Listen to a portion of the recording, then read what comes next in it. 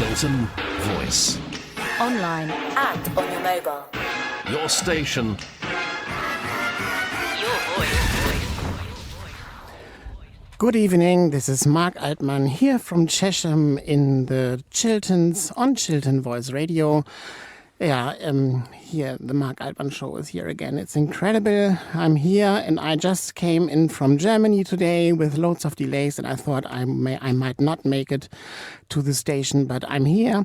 No holding pattern could resist me from being here. So now I'm sitting here in the studio and we will have 2 hours of spiritual entertainment. I have a guest tonight.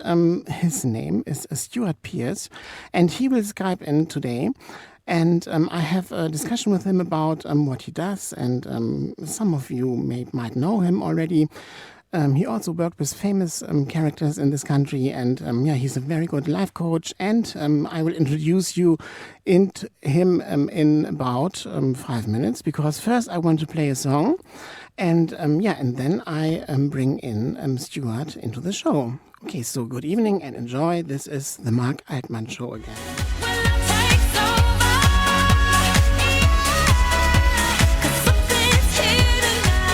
That's what we want. We want that love takes over, and tonight love will take over.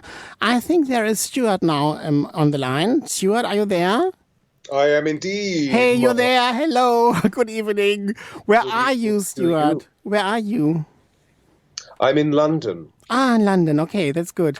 Yeah, and I'm in Chesham here, and thank God we have this wonderful connection here via Skype, and we can talk on the Skype phone now here on the radio. I first want to introduce you a bit, Stewart, about what you do. You're a legendary master of voice, yeah? Voice alchemist and angelic emissary, Stewart Pearce. Yes. So, what is it exactly what you're doing, Stewart? What can you explain something about that? Well, perhaps you could just go on with the biography, because it says most of what I do. Okay, that's a good point. Okay, let's do that.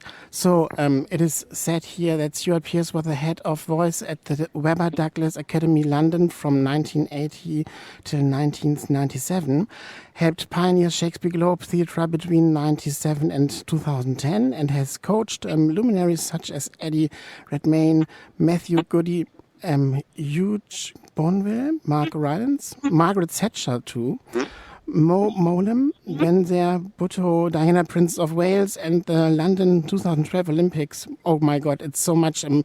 Stewart, what haven't you done? It's a lot. Well, there's always more, Mark. There's always more. Okay. If we're alive to the pulse of life, if we're really interested in the sole purpose for why we're here, which is optimize our creativity full of love and joy, then it's always more. You know, my constant message to self when I've created something is, and next, let's move on. What else is there to do? Okay. And I've only just begun, and on Monday I celebrated my 66th birthday, so I have a lot that I want to do. Wow, happy birthday to you. Wonderful, 66. So in Germany, there's a song, from, who was it? Oh God, my brain is a bit stuck. It says, when you're 66, your life begins. Yeah, I quite agree. Yeah. Quite agree. Yes. Mm-hmm. So you have had a past in your career where you can look at certain stages where you also were working with famous people. Oh, well, I mean, I continuously work with famous people, I mean, I work with everybody, It's not just that I work with famous people. Yeah. But, I mean, when significant people come, I mean, I serve significant people because they're often the thought changers or the movers and the shakers in the world. I'm fascinated by watching how I can help them to make better choices, to expand their repertoire, or to engage in some of the crisis management process that they have to deal with. Because when you're dealing with somebody who is highly responsible or, looking after positions in government, that's a huge level of responsibility. And they're often experiencing a tremendous amount of energy that is being projected at them. And so it's a need to, there's a need to find sustainable ways of managing crises. And so I find it all very fascinating. Yes. And for you yourself, do you also see sometimes a mirror there for this, in them, the way you are operating in your own very life? I'm sorry, could you repeat that? Yes. Do you see a mirror in this for you yourself in your own very life, the way you work with famous people, and you also are a person maybe who gets loads of projections on board, maybe Oh, especially, what do you yeah, mean? Gosh, yes, yeah. But I yes, mean, as soon as you know, I've written a number of books that have been very successful. World successes. I appear on TV. I appear on radio. Wherever I stand on large platforms, both here and in the United States of America. And when yes, this is so, there's a tremendous amount of thought form or feeling projection onto one. Yeah. yes, And our world, as we know at this time, is going through a huge transition. So many of its systems are out of balance. When our systems are out of balance, we human beings become very fearful, which most of us don't like change. So, anxiety precedes change. So there's a tremendous amount of stress or anxiety or fear. And when we become fearful, we often project our shadow onto other people. yes, yes. And I think we all do it. We are all the same. Everyone is in the boat. Yeah. Oh, gosh, well, we're all human. Yes. No?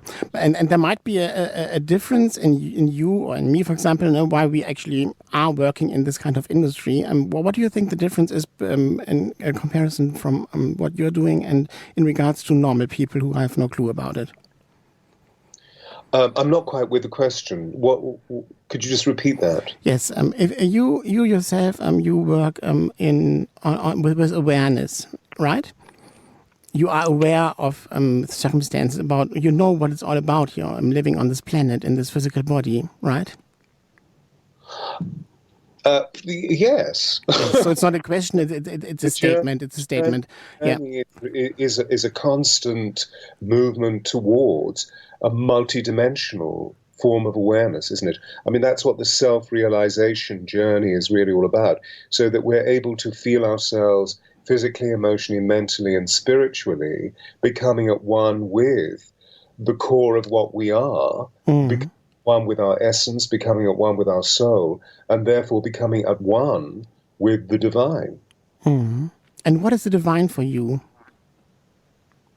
The divine is the source. The source is the intelligence that has actually brought creation into existence. So it is a supra-consciousness of profound intelligence. It's a meeting point for all things. There are many words to describe it. I could say God, I could say the divine, but I'm choosing to say the source. I believe that we are all from the source, and that the source is an infinitely unfolding creative possibility full of love and joy. And we're here to bring source into flesh, as we are part of, if you like, a wonderful cosmic experiment to see what we do on this very extraordinary planet Earth, so that we can really bring soul deep into our physical membrane and therefore become radiating chambers or vessels for pure love. Yeah, very good. Explain very big words, for people who have no clue about those kind of things. This kind of intelligence that you talk about, it's not an intellectual intelligence. It is an intelligence which is different. It's not an intellectual intelligence. You want to go into core definitions. Our intelligence is the way that the four bodies, the basic four bodies, physical, emotional, mental, and spiritual, vibrate together. That's what true intelligence is. There is more in this world, Horatio, than you've dreamed of in your philosophy, is what Hafner said. And so, we fixate ourselves through the intellect with the three dimensions that we exist through. So, I'm looking out of my study window at the moment, and I'm looking at a tree, and the tree looks solid. But I know that solid form is actually a series, an orchestration of vibrating molecular energy that appears to be solid, but that it is constantly changing and constantly growing. Because I've been looking at that tree for a number of years, and it's got bigger and bigger and bigger and bigger. So I feel that form or matter is merely a cloak for energy, and that when we begin to look into our world with this in mind, we begin to expand our consciousness so that we become aware of the supernatural in relation to the natural. We become aware of the divine in relation to human form. We become aware of the preternatural or extraordinary sensations of altered states of consciousness in relation to the way that, for example, here we are speaking through Skype. And, I have a light on at my desk, and sitting next to me is a cell phone with a wonderful message from a beautiful lady who introduced you and I, called Paula. So lots of love to Paula. Paula, hi. Have a good day in Los Angeles. She is in LA, yes. In LA, yeah. Paula, hello. Consciousness in LA is very Yes. different from the consciousness in the Chilterns or the consciousness in London. Yeah. So wherever we go, consciousness changes. Can I ask you something? Yeah. You spoke about supernatural. What exactly is supernatural for you? Anything that is above natural, which is what the word means, supernatural. So natural is? Where we are living here in this plane. And as soon as we move into other planes or other dimensions of consciousness, we move into supernatural. Okay. And have you heard from this theory that we can all become supernatural and connect ourselves with different dimensions in being supernatural and bringing this energy into our physical plane, in the physical body? Well, absolutely. I mean, I work with 12 angels that came to me 30 years ago, 1987, 31 years ago. And, working with angels means that I'm working with supernatural beings. But at the same time, I don't believe that we can become supernatural. I believe that we are supernatural. It's just that we're educated, socialized, and conditioned into believing that our realm of consciousness exists purely on a material level. And of course, you and I know that our consciousness doesn't just exist on a material level. Yes. It exists materially, and it also exists immaterially, or in relation to the greatness and the wonder of what life is all about. Do you know why it is a bit scary for people who are not used to those kind of topics, the way we talk about it, on the radio tonight, for example? Why does it bring up fear in them? For two primary reasons. Firstly, the supernatural is possibly not part of the general flow of their linguistic through the days that they live. That they've been educated, socialized, and conditioned into one field of reference. Secondly, because all of that is endorsed by engaging with the supernatural, by watching horror stories on or films, which is not really about the supernatural at all. It's just about producing an adrenaline rush. And of course, as we know, adrenaline and cortisol are the stress hormones, so they make us frightened. Thirdly, to do with the fact that we carry shadow within our beings, we carry fear within our beings, to do with being hurt, to do with finding unusual phenomenon that has never been explained to us, that has been phenomenon that has actually been closed into a box or shut behind a door, or we're never going to talk about that. We're never going to talk about that. And so there's a tremendous amount of concern or shock or startlement or fear or horror associated with it.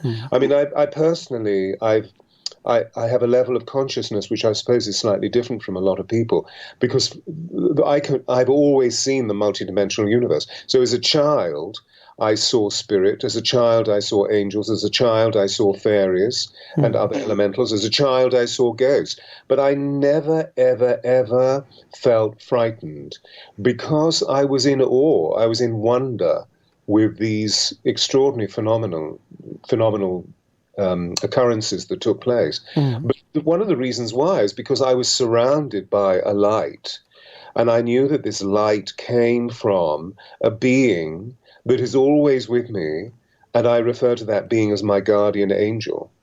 I felt completely protected by my guardian angel. I feel that now. I feel surrounded by it. I didn't have an issue with the supernatural.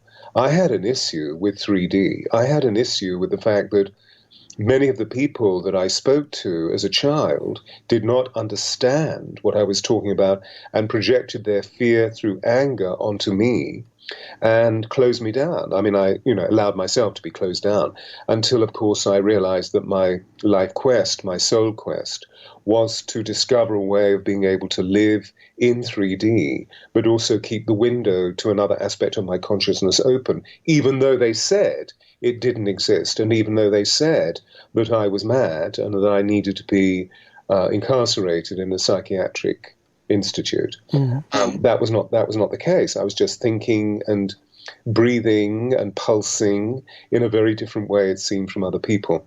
I suppose today there are definitions, but I'm of a certain age, so I was born just after the Second World War. And then we didn't really know about dyslexia. We didn't know about synesthesia. We didn't know about Asperger's syndrome. We didn't know about autism. And so I guess as a child, I was borderline autistic. Yes. I certainly couldn't read because of synesthesia. That I know, but I mean, there was no definition around about this in the 50s. That I had a crossover the senses, and only really began to read when I was 14. Well, the modus operandi for children who were not allowed, who found it very difficult to acquire skills, was that you beat them. You beat them, and then they would learn how to kowtow and therefore succumb to the skill, which is utterly ridiculous. Absolutely awful, yeah. It's all part of the journey, in the sense of the fact that I know that gave birth to the notion of the fact that I'm an indigo, and indigos really come on a very special ray to this planet to change the status quo. And so, as you can see from my bio, that I've been a change maker myself, which is one of the reasons why I serve change makers. You are. And I think at the time when you were born, it was a complete different frequency on this planet. Yeah, in comparison to nowadays, I think this frequency has changed. Oh, I mean, it's completely. Yeah. It's almost completely different. But we have to realize that the world had just been through extensive trauma with. And particularly Europe, of course, with the Second World War, which actually, when you think about it, only took place just 20 years, just less than 20 years after the terrible Great War, the 1418 War. Yes. And when that level of strife and conflict and injury takes place, the shock waves are just vast. Affecting the biodynamic energy of our planet, and then into the very substance of our lives, and I believe fundamentally that feeling is the language of the soul. Well, if we're constantly living through horror and conflict and injury and disaster and, buildings being destroyed around us, including our houses, then we become very shocked and we close down. Yes. Yeah, and now I can only say yes, and I have to play some ads, and then I'm back with you, okay? You stay there, Stewart, yeah, okay? I think it is really quite interesting what we're doing here. You stay there, yeah? This is Chiltern Voice. Yeah, and here we are again, and you're there, Stewart?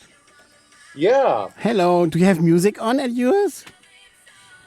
What is this? Wait. Is it me or is it you? What it's nothing to do with me, I can assure you. I think we have an interloper. Ah, I know what happened. Wait. This was mine. Okay, this was my mobile. My mobile was ringing. Okay, so now I'm back with you, Stewart, again. That's good. Yeah, I think it is so interesting because I see very much myself in what you're saying there because when my growing up was similar. I talked to beings that were not there for others, and nature spirits. I still love them. I go into the woods and I talk to them. So I think we are very much in the same club here. Yeah. Well, I think that's why we're having this conversation, isn't it? Yes. Of a vibrational match. Yeah. Otherwise, I don't think we'd be having this conversation.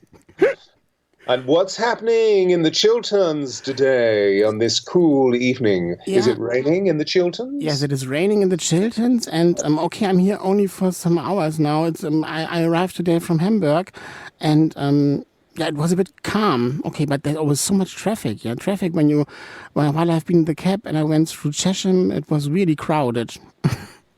Yeah, well, you know what England is like. As soon as it starts raining, there's a tremendous amount of traffic on the road. Really? A journey that normally takes me 20 minutes today, moving from central London where I am into the suburbs, took me about an hour because the traffic was just so heavy. Really? Wow. Very, very interesting. So it's all to do with those lines of energy that don't flow as freely as possible. It gives us another opportunity to rearrange our consciousness so we can start dreaming about flow and the great dreams that we're going to bring into creation. That's a very good expression.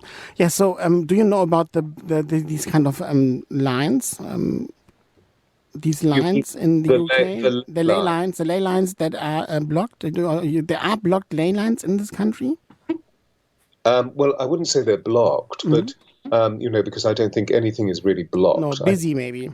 I think energies can become held, which means that energy doesn't flow as freely as possible within our bodies as within the planet, because after all, the Gaia, the planet on we live in, is really an extension of human form, or human form is an extension of the Gaia. Yeah, sure. I mean, these lines of energy, these great fire lines or ley lines, are electromagnetic vibrations that are just like the meridians or the arteries in our bodies. Absolutely, I see them and work with them as a result. Yeah. Yeah, I had P. Remshaw in the show here twice already, and she spoke about the ley lines. It was very interesting. The Magdalene Way. The Michael Mary. Yes, that's it. Yes. What is it called? The Michael? The Michael Mary ley lines. Okay, yes. And she's very much into this, and she already explained us a lot about it. Do you also work with this ley line? Yes, I've for many years I've been awakened by Glastonbury Tor. Tor is a Celtic word meaning high sacred hill, and this is the heart chakra of the world. So for many years, I mean, I think probably from my 12th or 13th year, I've been aware of the immense power of this particular energy center, which is based in Somersetshire. And the reason why I mention it is because the Michael Mary ley lines come through in fact, I was on pilgrimage with both lines in the summer of last year. They come through Mount St. Michael, just off Penzance, and on a diagonal line. And one of the key areas that they meet on or meet in is Glastonbury, and their lines cross over one another. So it's almost as though the lines make love. They become completely interconnected. Otherwise, they're flowing together, but separately. Or they meet. So it's like a couple, yeah, like a couple. That they do what? Sorry, are they like a couple? Well, one, obviously, to look at these two lines in that way would be to project an aspect of human consciousness onto them. I feel that what we're talking about is that Michael represents the masculine or yang energy, and Mary represents the feminine or yin energy, so that we get a balance between the male and the female, between the yin and the yang, within the divine archetypal flow. They both come from Giza. They come from the Great Pyramid at Giza, where I've been going for the last 50 years and take retreats to once a year. I'm absolutely fascinated by the mysteries in Egypt. That's interesting. There's this Egypt energy, and you work also with the Atlantis energy, yes? Yes, and Egypt is really a colonization of Atlantis. That when the project of Atlantis reached a point of completion, a lot of people say it reached a point of destruction, but I would prefer to say it reached a point of completion. That the great priest wizards and the priestess witches, so to speak, they knew how to rearrange their lifestyles by traveling through the air in a way that we don't travel through the air. We travel in metal tubes. But they were able to astrally travel and be engaged in teleportation, as we see, for example, in Star Trek. And yes, Egypt was a place of colonization at the end times of Atlantis. But again, very, very connected with what I was talking about on this particular island. These lines go all the way through, as I was saying, Glastonbury. They continue up through Wiltshire into Avebury Henge, and there they once more cross over. Avebury Henge is the largest circle of stones, of sacred stones in Europe. And Avebury Henge is where most of the major crop circles take place on the planet. Of course, crop circles take place all over the planet, but seems to be a magnetic draw by the beings that create the crop circles around Avebury. And then they go on through a diagonal up through the north to eventually pass through into Bury St Edmunds, which is in Suffolk, and then they move off into that area of water which we call the Wash, which goes into the North Sea. They're very, very, very powerful, and they're immensely activated at this time. So the way that interplanetary energies are changing, that the interstellar energies are changing. So as a result of what's happening within the planet and also what's happening within our galaxy, there is, if you like, a release of the ancient mysteries that were hidden away because human beings were not ready to receive them. What kind of mysteries do you think of there? Well, that there is more in this world, Horatio, than you've dreamed of in your philosophy. Shakespeare. What we were saying earlier, about the supernatural. As you said, there are many people possibly listening in on Radio in Chiltern. Good evening, everybody. Yeah, but we also spread worldwide. You see, we have also listeners in Australia and in the US, Canada and South Africa. So hello to everyone. Wow. Yeah, of course. Yeah. So we're talking. So you go global here with me. Global village. Yeah, of course. The voice of Chiltern. Yes. I love it. Okay. Yes. So the voice of Chiltern is spreading its wisdom around the world and all of its entertainment, its glee and its joy. So welcome the world. Yes. So this is a message for the world that we are actually doing here. Yeah. And okay, well, what I found amazing and interesting, because this is also my life story. You see, I come from the same place where you come from. We are supernatural, and we have to learn how to integrate or how to live in a third dimensional world, which is not that easy sometimes. Yeah. And when I think about my life, for example, it's for me, it was a shock to understand at a certain 20 years old I've been, I think I was 22 years old. I understood how different the perspective that I have at the world is so different in comparison to normal people. And this was a shock for me. Yeah. And ever since, I have to learn to integrate myself in this material plane. You know what I'm talking about, yeah? Yes. Well, we have to get through. Yeah. The difficulty, of course, as you and I both know, is that when we're seeing that the status quo doesn't necessarily have the internal conversations that you have, because I can feel your immense sensitivity. And when we are sensitive, we feel a tremendous amount. It's the current investigation into the status of the empath, isn't it? We're engaged in the empathic behaviors, but we actually feel a tremendous amount of what's going on, and often see things or feel things or hear things that other people don't. Yes. And so I feel it's just a question of that. We're learning as supernatural beings. I believe we're all supernatural beings. It's just that we're talking about a rare degree of awareness about the nature of supernatural, and there is no fear about it. It's just a full acceptance. Absolutely right. Yeah. Without moving into an area of pomposity or egocentrism about the fact that we know it much more than anybody else. Yes. That's utterly ridiculous.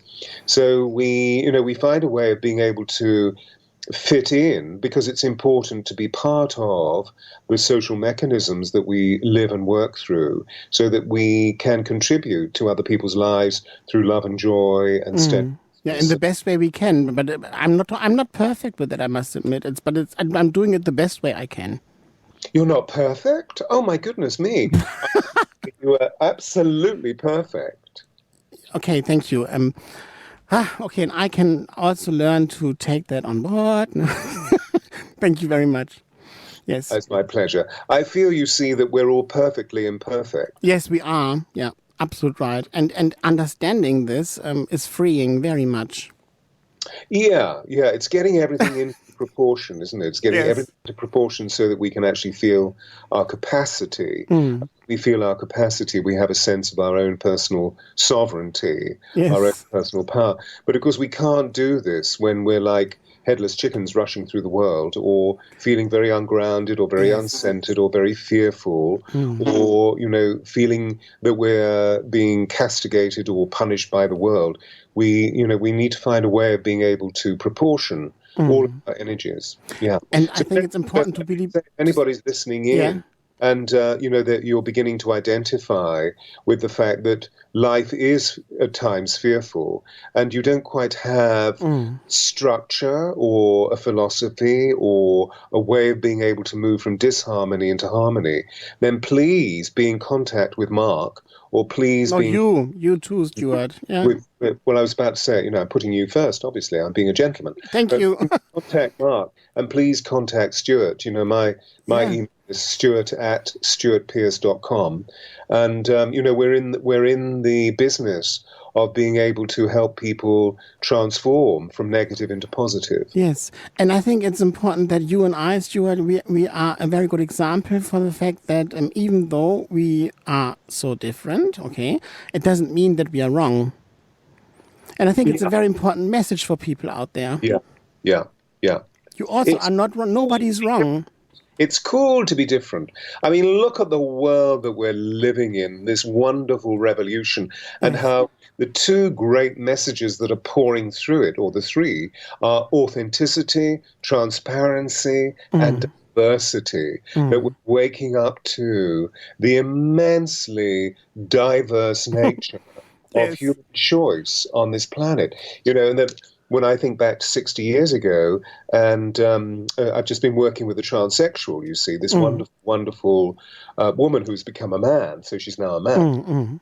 And I just, we were reflecting on, if we go back 60 years ago, it was sheer madness to think. Yeah, imagine. Transsexual. Or me, for example, me being gay. No? It was you went to prison 10 years ago or 15 years ago. It's incredible, isn't it? Yeah.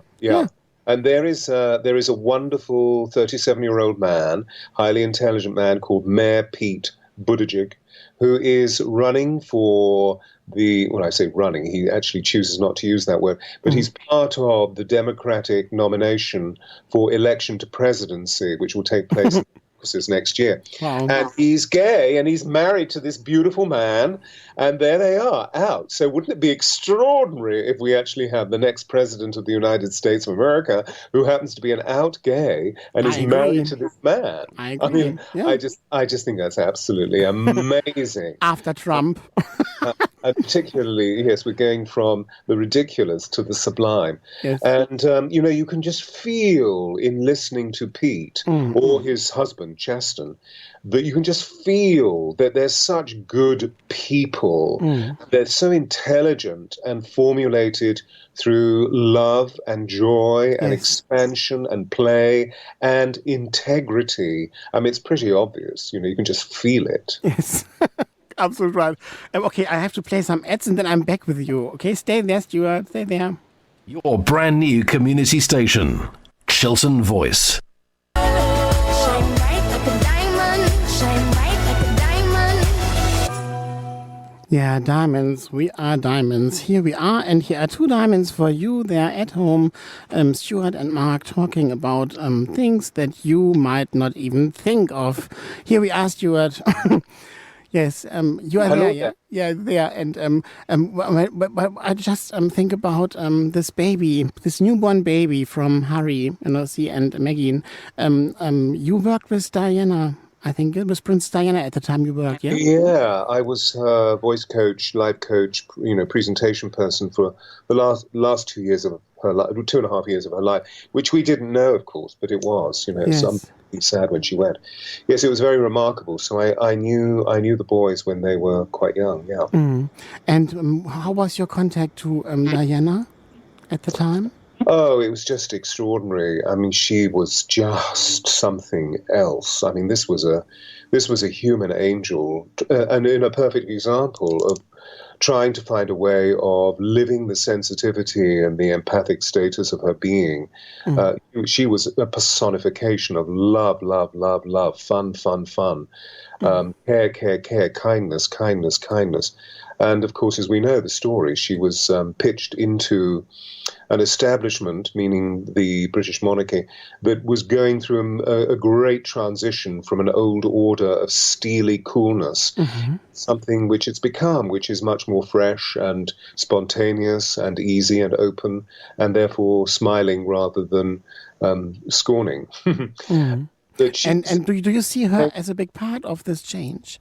Oh, she was, yeah. I mean, in fact, I've just written a book which is coming out at the beginning of next year, Oh, wonderful. which is called Diana, the Voice of Change, which is not a book like all the other books. It's not autobiographical, and it certainly isn't a kiss and tell. I don't dish the dirt, It's in reverence of her. It's in honoring of her, where I move into a description of all the major processes that we went through together, which we call Diana Heartpath, and how she became empowered and was able to maneuver her way through the world once she was, of course, no longer married to Charles, when she became Diana, Princess of Wales. And the whole idea of the book is that it will illuminate and make real empowerment processes for the great process of change that our beautiful women are going through as they find their voices, as they move forward in the world, and they're able to reveal some of the consequential aspects of their experience which have been silenced by we men. So I'm praying that it's actually going to be an immense force in the world, alongside all the other extraordinary movements like #MeToo, and I could go on and on and on about the different movements. But the arousal in general of the divine feminine, that women are really beginning to find their power, so that they can move into parity with we men. And move away from the absurdities of things like, for example, that men are paid more money than women, and that men are favoured for jobs of leading capacity, when needing to be in executive controls over large groups of people or functioning within industry. Men tend to be favoured. And this is absolutely absurd. We need to really shift this. Yes. And that's what the book is all about, Diana, the Voice of Change. And it's inspired by the remarkable journey that she made when she was alive, and, of course, the remarkable journey that she made when she died. Because over 5.9 billion people woke up by this huge force of Shakti that was released by her passing. And this surprised, as we know, indeed shocked a number of people around the world, because suddenly their hearts were literally beaten into awakening through the sorrow, through the remorse, through the grief of her passing, and therefore began to heal huge qualities of force within their own consciousness about the loss of their own mothers, the loss of their sisters or their daughters, or the misspent energies in relation to misprized love, and not misbehaving or projecting anger onto women, whether they be lovers or girlfriends or sisters. But there was a huge process of change. Yeah, I mean, she was absolutely extraordinary. Yeah, I can only say yes. It's what I found amazing. It was also her on the one hand, this bravery to say it out loud the way it is, and on the other hand, also there was a massive grief a massive A massive grief in her. in her. Yeah. Can you Well, confirm that? I wouldn't say there was grief. I feel that there was a huge disappointment at the fact that people whom she respected, who she held in great awe, were cool and cold in attitude towards the immense feeling landscape that she very transparently opened to them, simply because she wanted advice, simply because she wanted to be just gently held in the furor of what she was experiencing. I mean, the point was that she fell in love with a rather handsome man who happened to be Prince Charming. And when she fell in love with him, she discovered that he was not in love with her, that it was an arranged marriage, and that in fact he was in love with another woman. And this became public knowledge, of course. She was very aware of the fact that, well, as women are, I mean, they're extraordinarily sensitive. They know exactly what their men are doing, whether they're, here, present, and fully in love or not. Yes. That's the men, of course, are duplicitous and treacherous and are clever liars, confidence trickers. So she was very aware from the very beginning. So I feel that much of the pain that she experienced, which exacerbated old injuries or old wounds to do with separation and to do with displacement and disassociation. For example, it went all the way back to the fact that her mother and father separated very acrimoniously when she was only 6. And, I mean, that's really tragic. Very much, yeah. Immense anger and, violence going on with children in spectatorship, so to speak.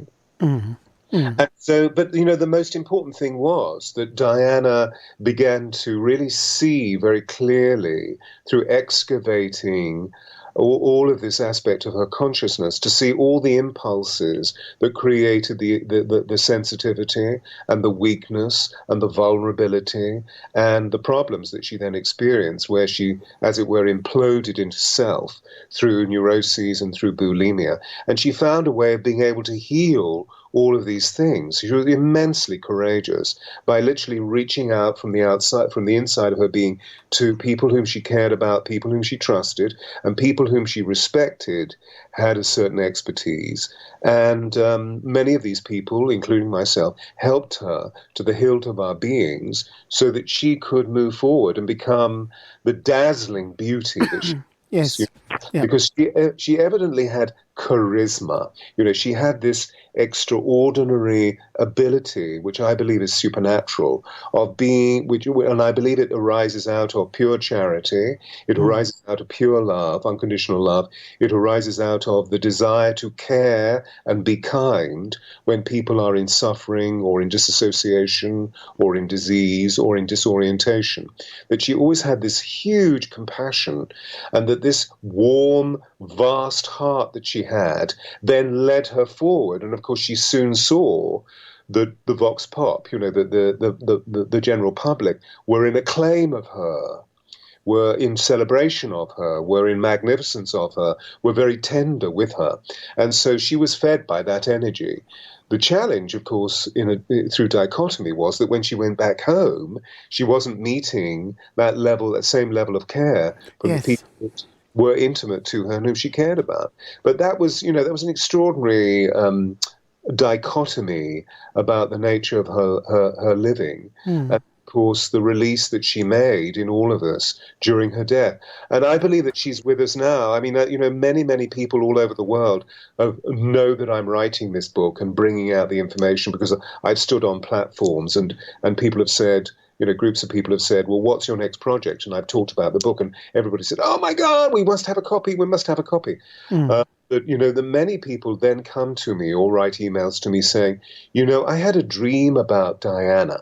I feel she's really close to me. And then they start talking about very similar things that have happened to them, that have happened to other people in other areas of the world. So I feel that her presence, her spirit, her soul is with us as an angel of vast luminosity, and that she knows exactly what changes that the world is going through. and what our beings are going through as we begin to move more progressively towards the light and towards the steadfastness of our love. And she's helping us, because we Yes, all, I agree. I feel it. I feel it for years already. Yeah. yeah, yeah, yeah. Yeah. Hey, we have to talk about this more, and now I have to play the news. It's 9:00. Okay, Stewart. So I play the news, and then we go back to this. It is, I think this is more than touching. Okay, you stay there, yes? I will. Okay, good. This is Chiltern Voice. Yes, and here we are again, Stewart. This is our second hour already. Incredible. The time is passing so fast. Oh my God, there we are, you see. Yes. There's a supernatural. This is time. supernatural, definitely. It's elasticating. As soon as we move into the heart, which is the seat of the soul, that literally time stands still or hastens up, It's And especially... People are saying to me, I mean, here I, just passed a birthday, and I look in the mirror and I think, what happened? And they say to me, but you look so much younger than you did 4 years ago. So I think I'm getting younger. Yes. Wonderful. Yeah, that's good. And I think it's important what we talked about, what we spoke about in regards to the heart, you see, and you always go back to the heart while you talk tonight here, and me too, and that's what the message of Diana also is. We can't say was, it is, because it's still present, and especially in our time now. How do you how do you understand this block? We can't say the blockage of the heart chakra, but what would you say? It's there is in lots of people there is a certain kind of cruel energy. Yes, it's interesting, isn't it? When we detach and just feel stillness in our beings, and then have a really, really strong look, because it's so easy to be shocked or surprised or hurt by what's going on, because there are so many extraordinary things going on. All we have to do is refer to some of the policies that are being brought about by Mr. T. But if we step back and have a really strong look, it's very interesting when we see that the level of conviction surrounding hatred and separation is infinitely greater than the level of conviction in relation to our loving.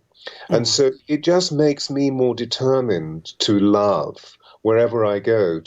I don't always succeed. I fail like everybody else, but I try to spend most of my day really loving and being kind and compassionate, opening doors for people, asking if I can help, if I see a senior citizen in trouble walking across a road, or a mama with her perambulator, or her buggy, and not being able to lift it up staircases, or, just seeing somebody who is lost in the street of a major city and doesn't have a map, of going up and saying, can I help, et cetera, et cetera, et cetera, et cetera, as well as being very active in the quality of the work that I do as an empowerer, as a facilitator, and as a healer. I believe that all healing is a movement back to wholeness. So I feel that something very exciting at the same time is happening. It's just that we human beings apparently wake up through desperation rather than through inspiration. That's a very important point, I feel, even though it's so sad. In fact, I'm reminded of, often when I'm feeling the world or a group of people are not quite in the place that I would love them to be, in the sense of being in a higher vibration, I often go to poetry to try and make sense of what's happening, and to move into the mythic or the archetypal consciousness to see what's going on. Because, there is the seen process of what's taking place in our world, in the sense that we see a lot of chaos. But there's also something deeper going on. There is a quaking going on within all of our lives and all of our bodies. And this is giving us an opportunity for great change, for great shifting. So, when Mr. Trump gained power, I was reminded of a poem that was written actually in the 1930s, because when Mr. Trump gained power, there was a relatively similar astrological configuration that was around at the end of the 30s. The day that Mr. Trump became president-elect, there was a very similar astrological configuration to November the 9th, 1939, which was Kristallnacht. That, as you know, effectively began the Holocaust. And In Germany, yes. were just, were killed in the German cities. And I won't quote the whole poem, but a section of the poem goes, "Thank God our time is now, when wrong comes up at every turn, never to leave us till we take the longest stride of soul we humans ever took. It takes thousands of years to wake, but will you wake for pity's sake?" And so if we can take that stride of soul, if we can really approach everything in our lives with as much compassion and love as possible, even though we get frustrated, even though we get irritated and angry, it's okay. It's really okay. What's not okay is projecting the anger onto somebody else. I mean, anger is a righteous protest into this is inappropriate, this is inaccurate. We see many of the great masters, many of the great guru have taught anger. It's inappropriate when we project it onto somebody, and particularly when we use either verbal or physical violence. That's just another level of psychic and physical terrorism. But, if we can really proportion our anger and then use it to fuel the passion of our love, we're going to move not only ourselves, but other people into an expression of the conviction of love rather than the conviction of hatred. Yes, but I think there's one point that's very important to understand. There's always the risk of becoming hypocritical, I feel, in thinking love and not really feeling love. I think it's important to differentiate this again for our listeners. If we think love, it isn't real. It's just an Yes. I know, yes. Love is for the expression, isn't it? Whether it's a smile or, just for obviously not going up to somebody in the street necessarily, because they may jump out of their shoes, of hugging them and kissing them. But whenever we meet, friends or colleagues, of really being open to the fact that we want to show an endearment of our loving. And there are many ways of being able to do this. We don't just have to hug or kiss, but we can, literally smile and show someone that we really care just by sharing the same space that they're in. And then we can begin to negotiate that space into something which is perhaps more equitable, more balanced, more full of parity. It's, akin to what I was saying just now about the women of our world. And how it's really important that we allow our women of the world to feel they're in parity with we men. Yes, and on top of that, I have to say again, I think it's important for our listeners to understand what love really is. Love for me is a state of beingness. You see, it's not like, being kind and loving to whatever kind of people out there. It has to do with me, myself. When I am in the flow in my inner, then it is good for me and for the rest of the world. Yes, I mean, the only way that we can be loving on the outside of our beings is if we love within. Yes, and what is love, you see? This is a very big question that I hear from lots of people all the time. Most people don't even know what love is. And so let's define it then. Please, let's do that. What is love? Yeah. Okay, so from my point of view, it is feeling God within, because God is love, and realizing that you are God, you are a part of God, therefore God lives in you, and this love that lives in you, we have to do everything to keep this in the flow of life in our inner. And then we are alive. And when we are alive and we are in this permanent shower flow of love, then we can't radiate anything else but love. Yeah. Beautiful. This would be my explanation. What is yours? Oh, I parallel what you've just said. I feel love is being aware of a very deep kindness, acceptance, and compassion with self.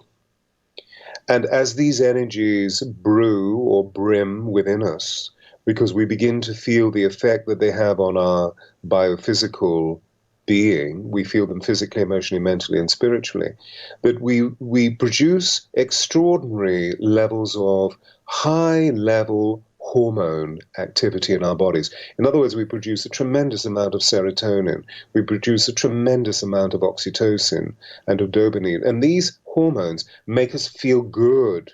We feel absolutely wonderful. So love moves us into joy that we wish to express. Joy moves us into a field of expansion. The field of expansion moves us into delight. Delight moves us into harmony and compassion and inclusivity. Inclusivity moves us into extended forms of kindness, and so on and so forth. It just goes on and on and on and on and on until we literally feel internal and external ecstasy. But I have to add something. I feel there's a certain kind of risk.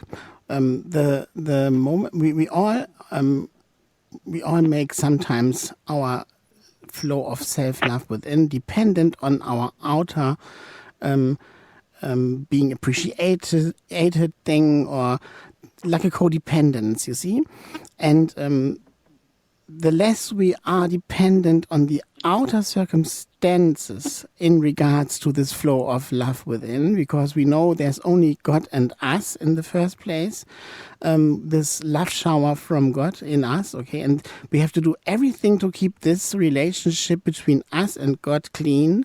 That's all we need in the first place, and then we are not that dependent anymore what other people think of us, what other people think we should do or we shouldn't do, or we have to allow ourselves to live this kind of freedom, and this freedom initiates the truth of love in us.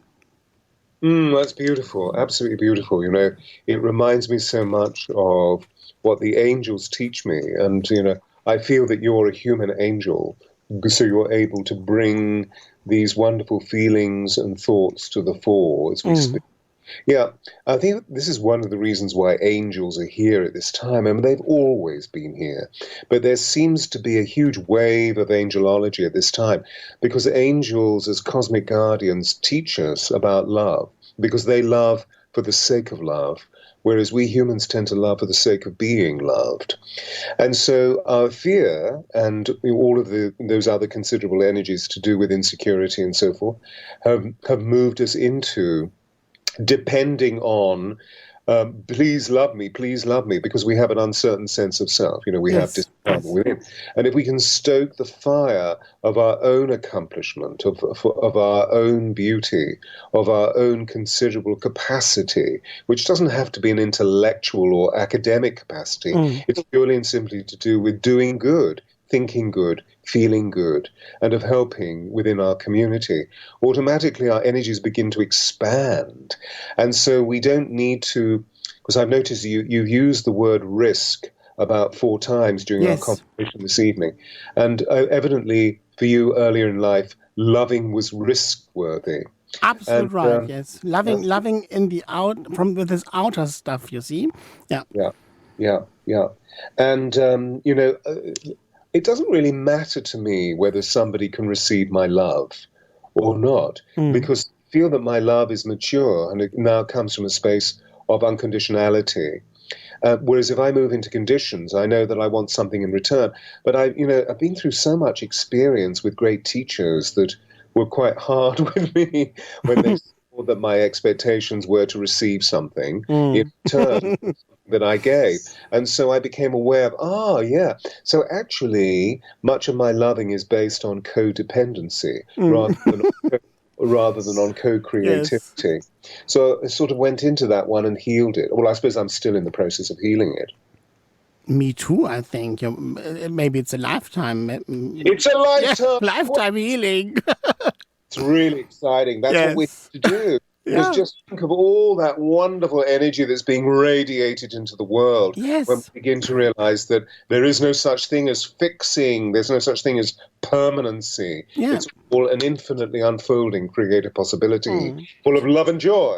I agree. And that's what I saw in Princess Diana, you see, because she made her inner state of love dependent on the outer without knowing, I think.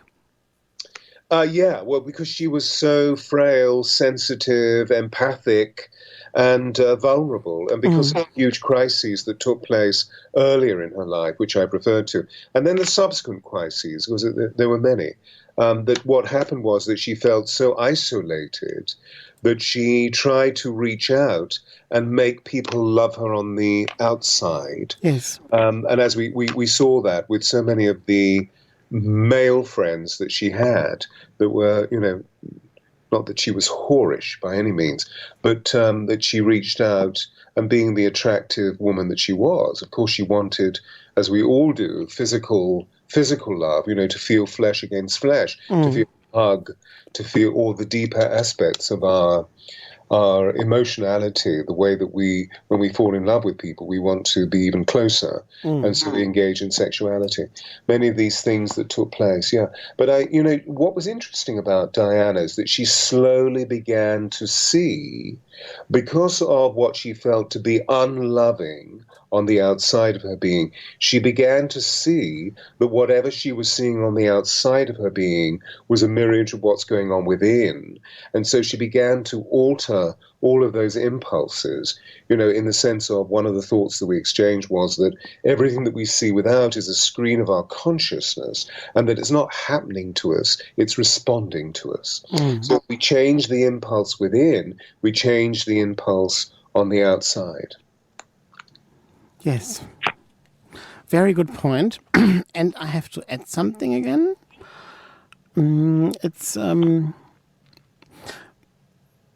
I think it's a phenomena of our society that Diana was mirroring, the way you already explained it in the first hour.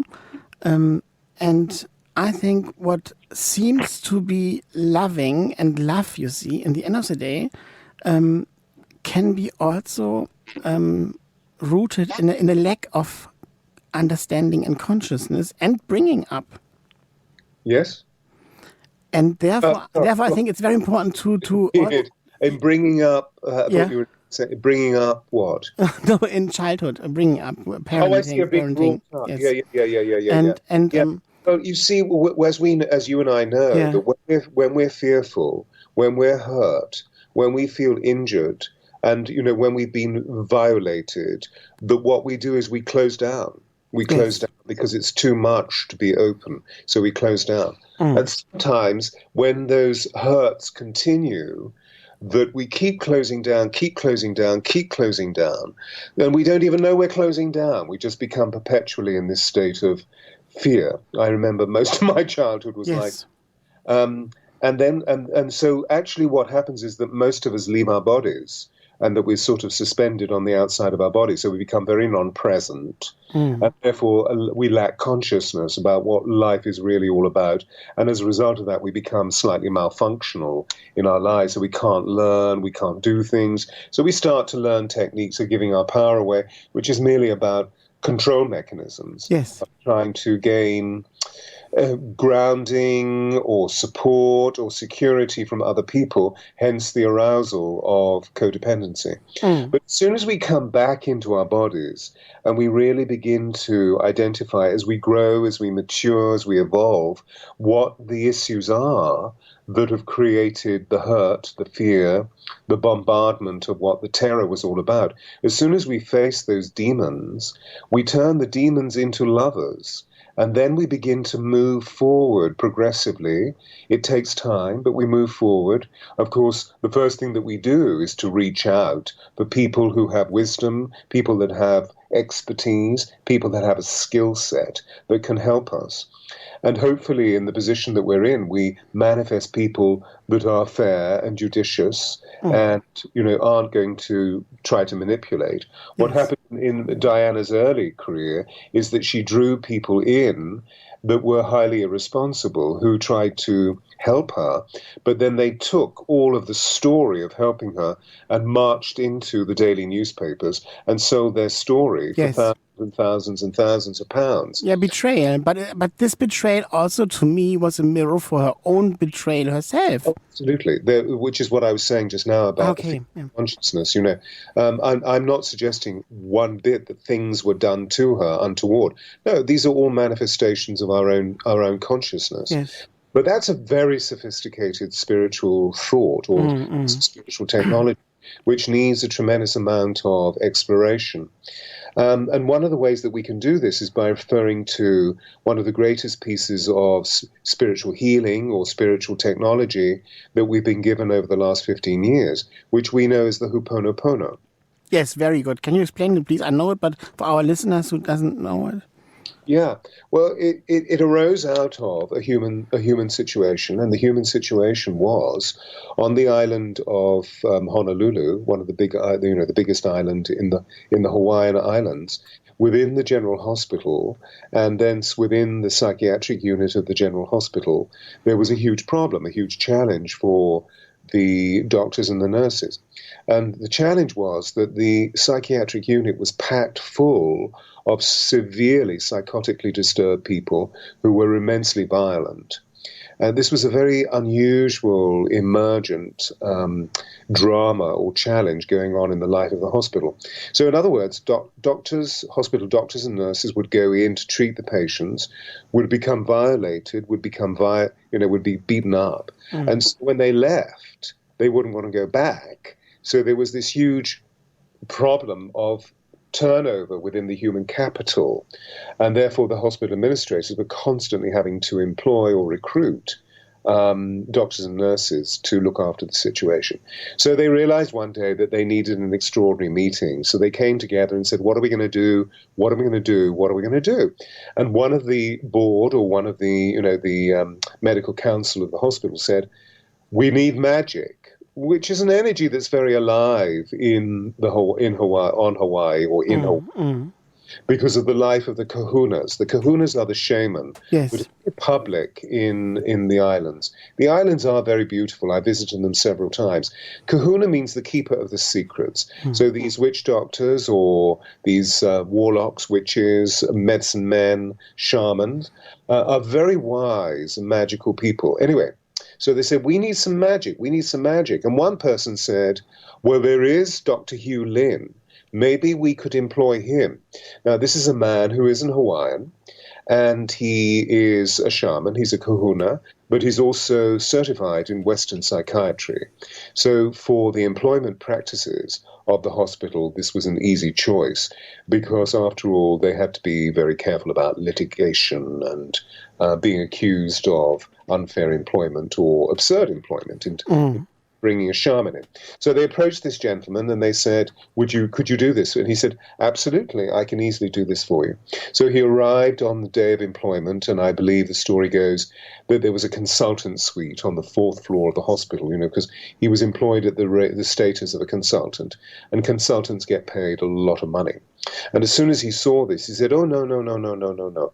All I need is a room in the basement and the patient's files. And they thought, well, this is very strange. Well, they didn't have a room in the basement. They had a utility cupboard.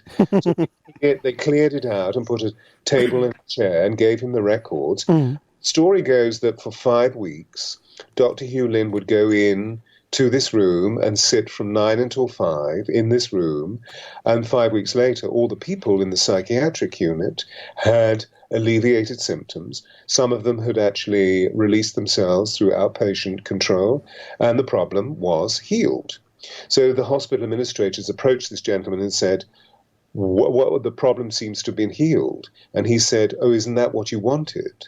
And they said, yes, but you never met your patients. What happened? And he said, I didn't need to. This is so great, yeah. And he said, but what I did was to heal the madness in my own soul. Yes. And he said, what? So he introduced them to this ancient Hawaiian practice, which is very simple. It's called the Ho'oponopono. And it is, I'm sorry, please forgive me, I love you, thank you.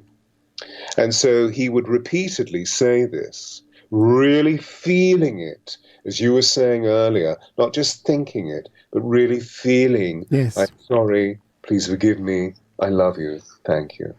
Taking full responsibility for the chaos of the madness that was being experienced in the hospital was literally as a result of his own perpetration of madness, that somehow he was karmically linked with the situation.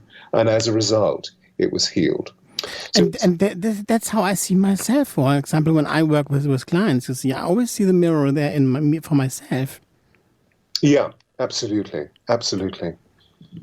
Which, of course, is sometimes can be challenging when you're looking at somebody who's really malfunctioning. Yes, but nothing happens by accident. You see, everyone who's coming to see us has a message. Otherwise, they wouldn't come. Yeah, exactly. That's the way I see it. And after the ads, we have more. Okay, so I have to play some ads, and then I am back with you. This is Chiltern Voice.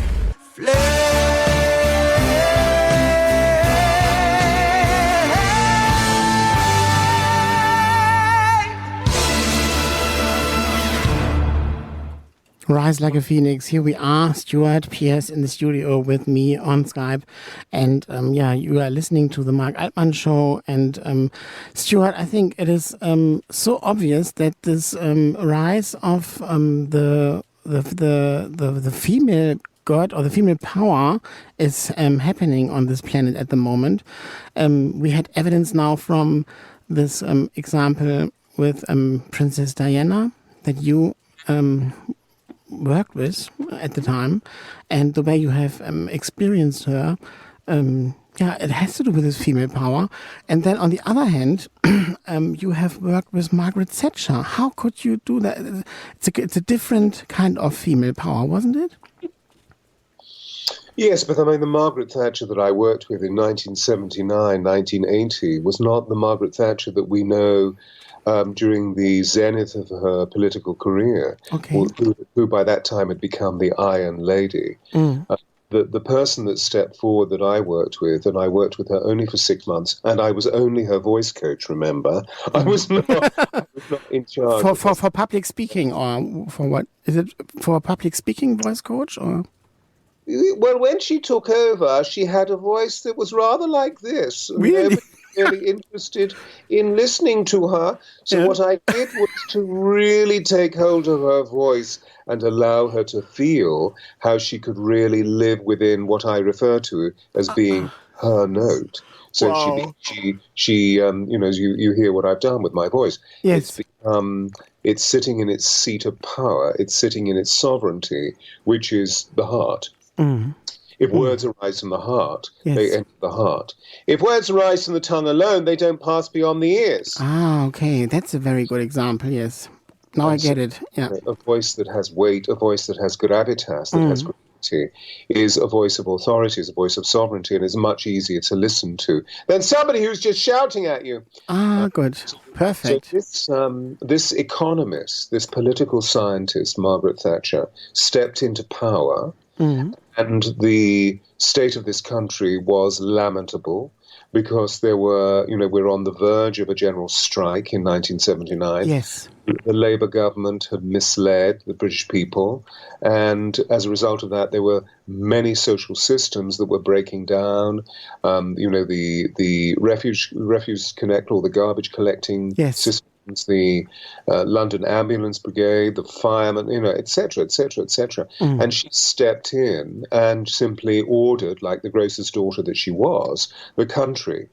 And as a result of that, she then became immensely powerful because she had a level of genius, did Margaret. I have to say that I saw her as being one of the kindest people that I've known. I mean, I saw her do extraordinary acts of compassion with her staff.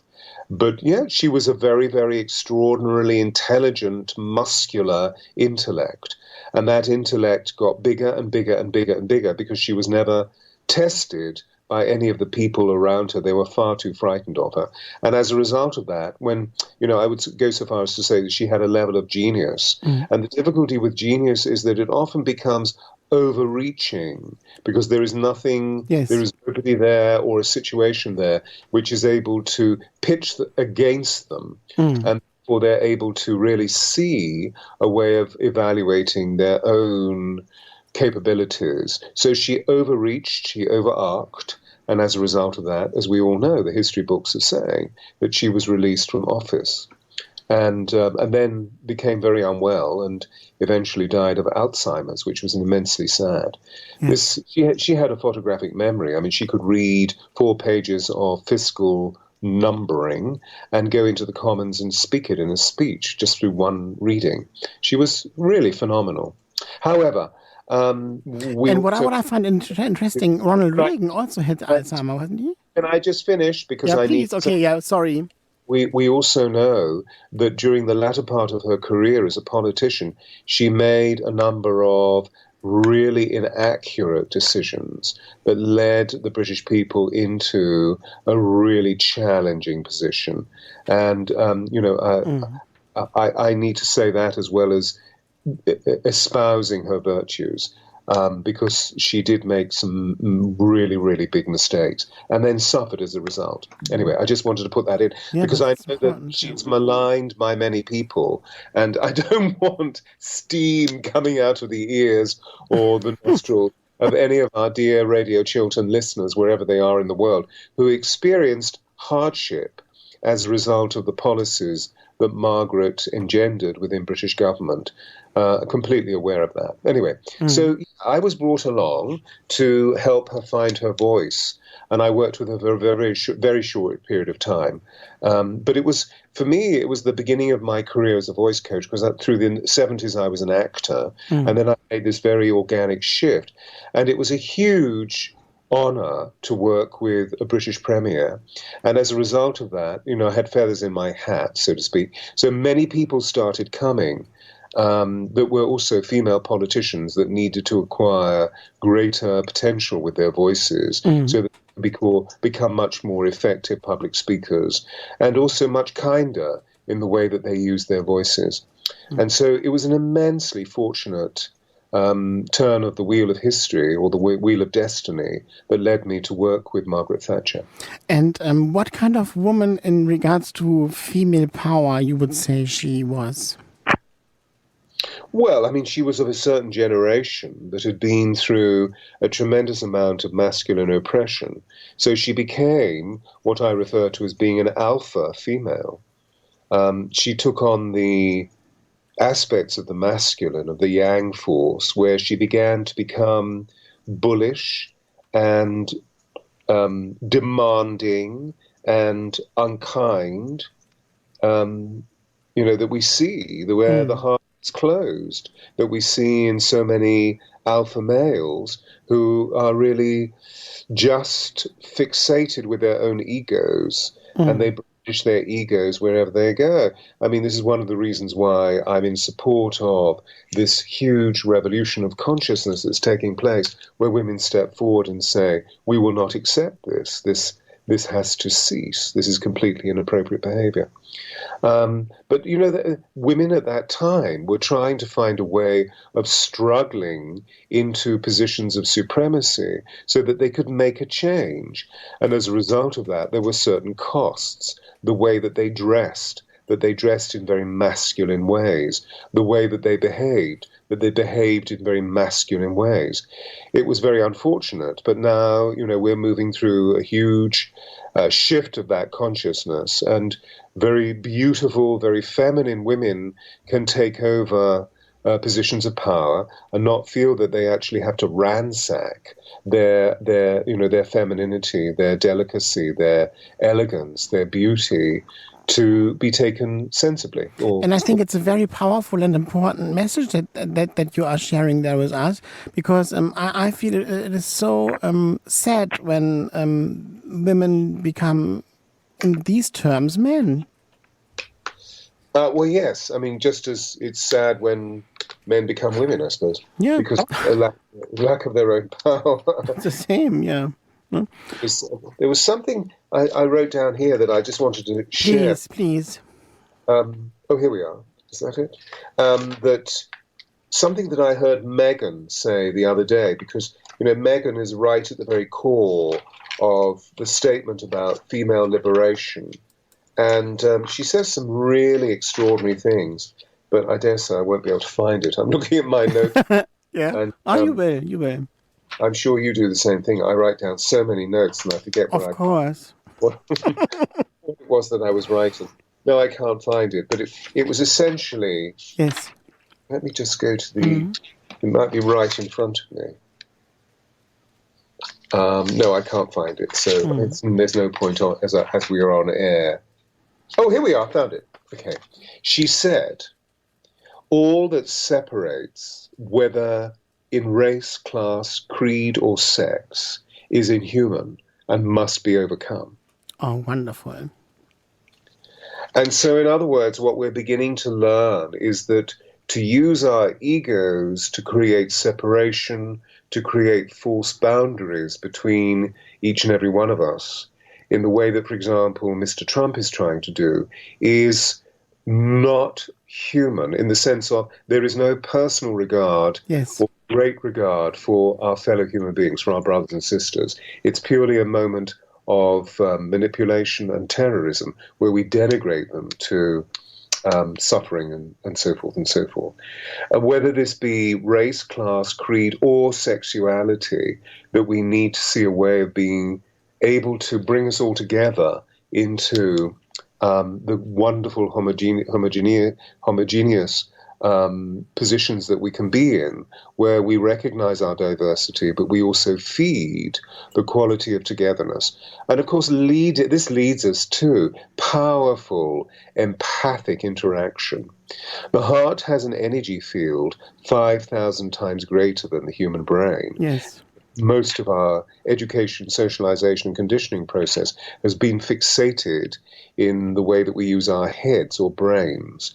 And so we've all become absolutely, totally caught in the head, being in our hearts. Yes. And I always say, and it's also on my website, marcaltmann.de and .co.uk, oneness and diversity. That's my message. Oneness and diversity. Now, we are all one, even though we are different colors. Yeah. All religions, they are right. Nobody's wrong. Yeah, nobody's wrong. Nobody's wrong. They're only branches from a tree, you see, and they create the entire tree. Absolutely. There are many ways to the divine. So what we need to do is just simply celebrate one another. Yeah. At the same time, we have to be careful, because that could suggest spiritual bypassing. And if somebody is misbehaving, I feel that we need to find some way of being able to love them into a point of recognition where they see that the misbehavior has arisen as a result of fear or hurt or injury or self-denigration. Or sometimes they have to mirror others who have suppressed emotions, and they bring it up direct. Yeah. So it's also a kind of political responsibility, being more and more spiritual. Oh, yes. I mean, spirituality is not a popularity contest. Yeah. No, it's a very important human aspect of life. It is essentially what we are, isn't it? Yes, absolutely right. It's having a human journey. And I feel that, one of the ways that I explain the notions that we're just sharing here is not through confrontation, but through carefrontation. Carefrontation, that's a lovely word. I never heard it. Wonderful. Yeah. I've just created it, so it's not really a word. Oh, create more. I like it. I feel it needs to become a word in our midst, that if something is inappropriate, notice I'm saying inappropriate or inaccurate. I'm not saying something that's right or wrong or good or bad, because as soon as we move into that, we move into judgment, and therefore we move into conditions. Yes. The whole of the patriarchy is based on conditions. So we need to get away from that sort of what I call tribal warfare. You should do this. You ought to do this. Your duty and your responsibility to do this. And if you don't, your mother's going to be unhappy. And if you don't, then you'll have to leave. Because blah, blah, Yes, blah, and you blah. don't go to heaven, by the way. When you're not, whenever you're a naughty one, then you don't go to heaven. This is so Well, yeah, ridiculous. exactly. You'll become blind or whatever. Masturbate too much and become blind or whatever it is. But of course, tribe is going to say this because tribe is based on conditions. It's based on conditional collectivity. Yes. And what we're talking about is unconditional collectivity, where we begin to realize that you don't have to be the same as me. You can be completely different as long as our hearts are open and we smile at one another. Yes, yes. And this diversity is very much alive. Absolutely. So I'm aware of the fact that we're coming to the end of your time. Yeah, no, but I still have another song to play now. Then I get back to you, Stewart, no, and then we have the last sentences. No, we can now think about our last sentences while we play the song, and then we tell everyone good night or good morning in Australia. Absolutely. Yes, let's do that. Okay, stay there. And here we are again, Stewart, Pearce, and Marc Altmann in the Marc Altmann Show. And Stewart, we are here to actually have our last sentences, I think, yeah? So, in general, from what we have done today, or in general, where the world is at the moment, what do you have to say? Oh, I think I've said so much, but what I would love to... I feel, just psychically, I feel that our conversation has actually opened up many questions and curiosities in the people that have been listening. So that's absolutely wonderful. And in order to answer any of the questions that pop into the forefront of your consciousness, dear listeners, please do go to my website, which is www.theangelsofatlantis.com. So that's www.theangelsofatlantis.com. And if there are any corporate identities listening in and you would like to take part in any of my corporate programs, please go to www.stewartpearce.com.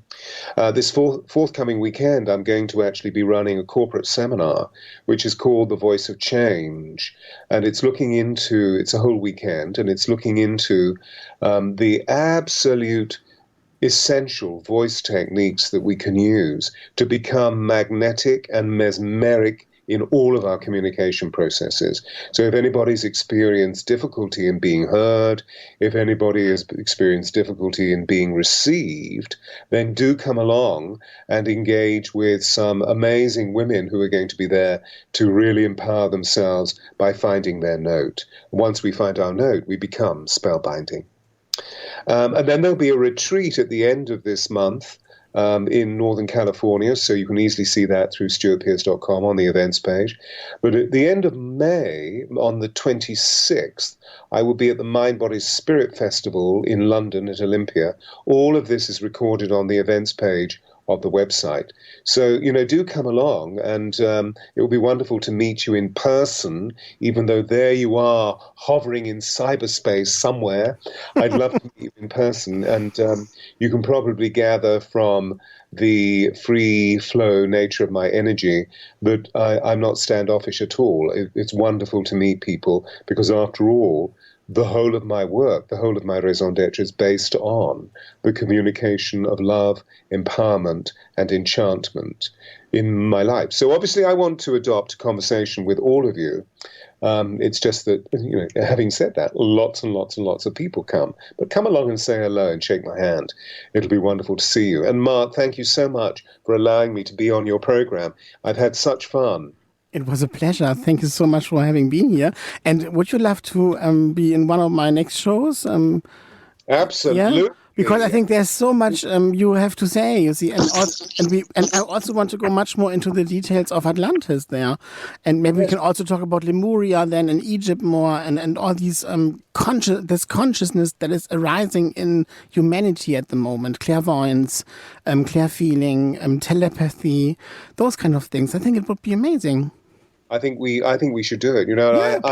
I have the Oracle of the Angels of Atlantis that I created in 2010, which has become an international bestseller.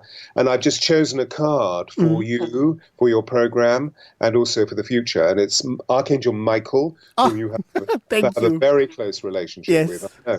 And on the card is the word enchantment with a unicorn. So it's you opening up the kingdom of the enchanted for all of the people that surround you, including, of course, the wonderment and the communion of your own soul's counsel. Yes. So, yeah, let's have a conversation about enchantment. Yes, wonderful. Thank you so much. Absolute good. And I